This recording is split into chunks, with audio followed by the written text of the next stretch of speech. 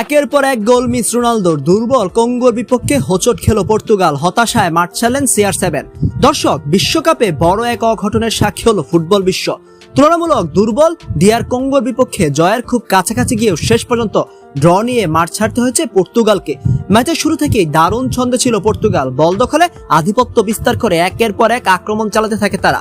ম্যাচের মাত্র 5 মিনিটে গোল করে এগিয়ে যায় পর্তুগাল। গোল হতেই উল্লাসে ফেটে পড়েন পর্তুগিজ সমর্থকরা।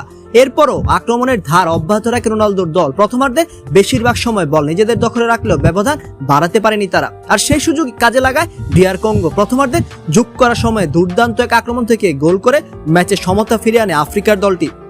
ফলে 1-1 সমতায় বিরতিতে যায় দুই দল। বিরতির পর ম্যাচ আরও জমে ওঠে। দুই দলই আক্রমণ পাল্টা আক্রমণে ব্যস্ত হয়ে পড়ে। তবে সবচেয়ে আলোচনায় ছিলেন ক্রিশ্চিয়ানো রোনালদো।